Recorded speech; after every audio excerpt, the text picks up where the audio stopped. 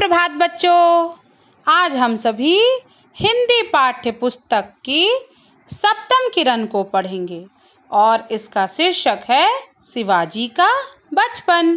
तो आइए हम सभी इस पाठ को मिलकर पढ़ते हैं और समझते हैं। बच्चों, भारत में अनेक वीर सपूतों का जन्म हुआ है ना, आपको पता होगा। उन्हीं में से एक है ये छत्रपति शिवाजी महाराज। इनके नाम सुनते ही मन में जोश भर उठता है। हम सभी इस पाठ में इन्हीं की गौरव गाथा पढ़ेंगे, है ना। तो चलिए हम सभी पाठ को पढ़ते हैं। बच्चों, इनका जन्म 19 फरवरी 1630 ईस्वी में शिवनेरी दुर्ग, जो कि पुणे में स्थित है, एक मराठा परिवार में हुआ था।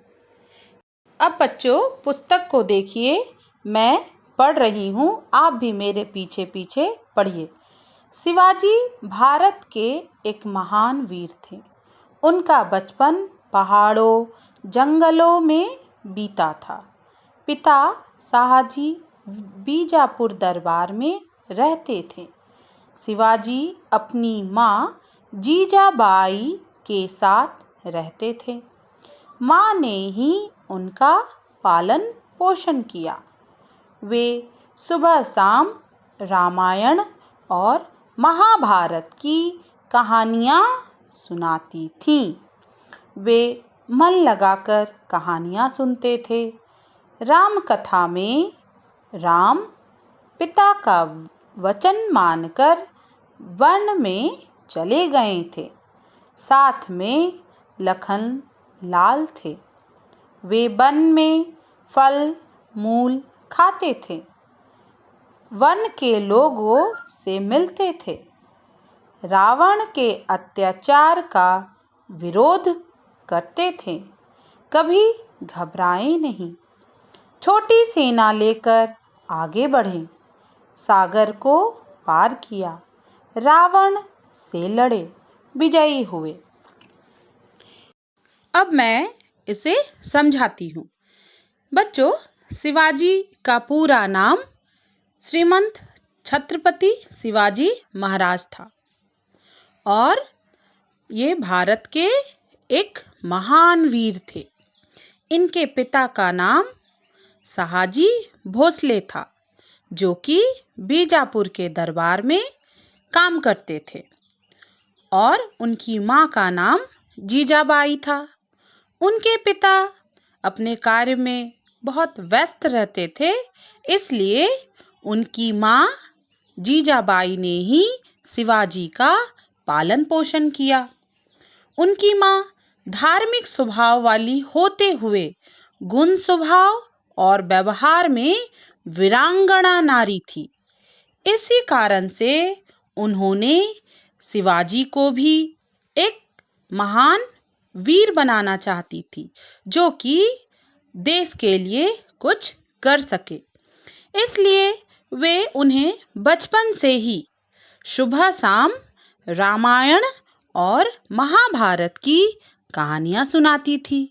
शिवाजी बहुत मन लगाकर कहानियों को सुनते थे। बच्चों, आपने सुना होगा कि राम कथा में भगवान राम अपने पिता के द्वारा दिए गए वचनों को पूरा करने के लिए वन गए थे, है ना। वे 14 वर्ष के लिए वनवास में थे और उनके साथ उनकी पत्नी माता सीता और छोटे भाई लक्ष्मण भी थे। वे सभी वन में कंद मूल फल आदि खाते थे और वन के सभी लोगों से मिलते थे। लंका के राजा रावण थे। वे बहुत दुराचारी थे और उनके अत्याचार का विरोध करने के लिए भगवान राम ने अपनी छोटी सेना लेकर आगे बढ़े। वे कभी घबराए नहीं। उन्होंने समुद्रों को पार किया और फिर रावण से लड़े। अंत में भगवान राम विजयी हुए। अब बच्चों पाठ के दूसरे पृष्ठ को देखिए। इसी प्रकार महाभारत कथा में भीम और अर्जुन के साहस और वीरता की कहानी सुनी। 5 पांडवों ने भी छोटी सेना के साथ सामना किया, कौरवों से लड़े, अंत में विजय पाई।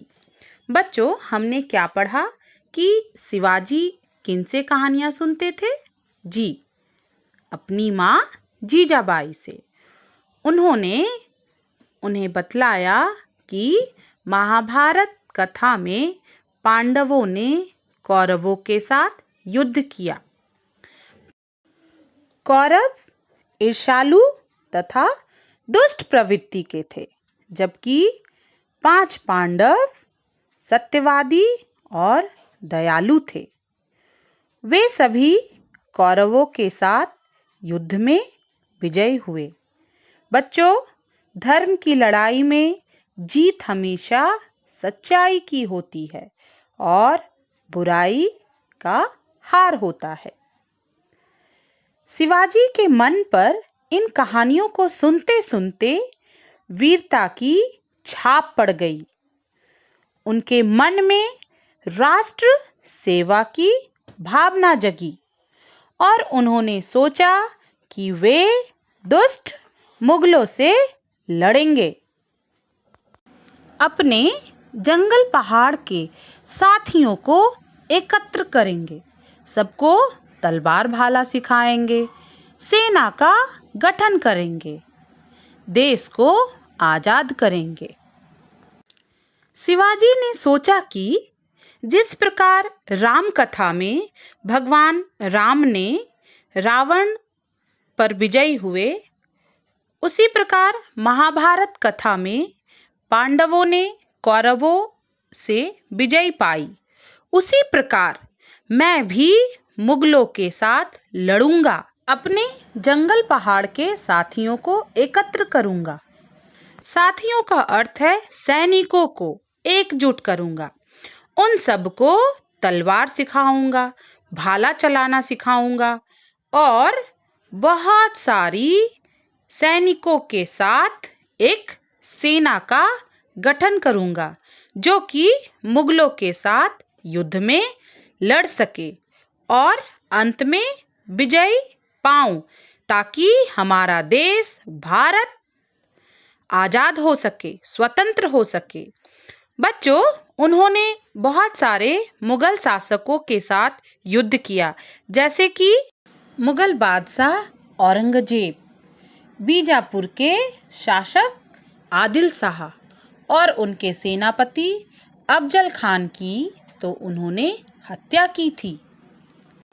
शिवाजी की छापामार लड़ाई, जो कि गोरिल्ला वॉर कहा जाता है, वह मुगल सेना पर अक्सर भारी पड़ती थी। पहाड़ों में छुपे सैनिक, पेड़ों पर बैठे आदिवासी, कौन कब कहां से मुगलों पर वार कर दे पता ही नहीं चलता था। यदि किसी जंग में शिवाजी या उनके सैनिक अपने को थोड़ा कमजोर महसूस करते थे, तो वे दक्कन के पहाड़ों और जंगलों में गायब हो जाते थे, है ना बच्चों?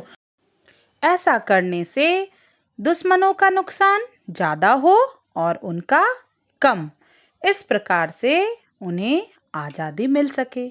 अब आगे देखिए बच्चों, गुरु कोंडदेव ने उन्हें शास्त्रों की शिक्षा दी।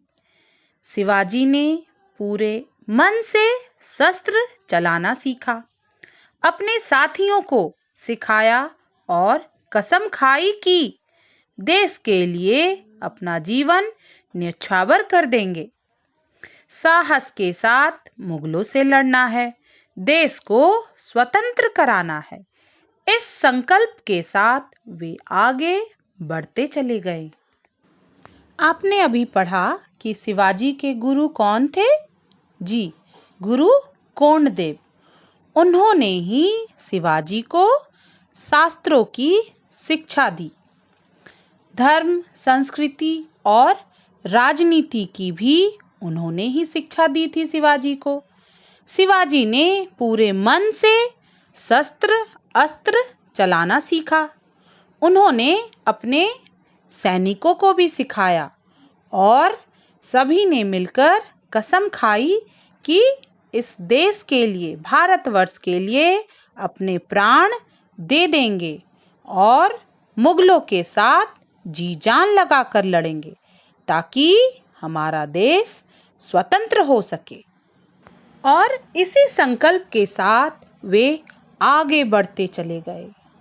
अंत में मुगलों की हार हुई और हमारा देश 15 अगस्त 1947 को अंग्रेजों से आज़ाद हुआ और आज हम सभी स्वतंत्र देश के नागरिक हैं। हमें इस महान सपूत, महान वीर छत्रपति शिवाजी महाराज की चरण वंदना करनी चाहिए और गौरव की अनुभूति होनी चाहिए कि हमारे देश में शिवाजी के जैसे महान वीर का जन्म हुआ।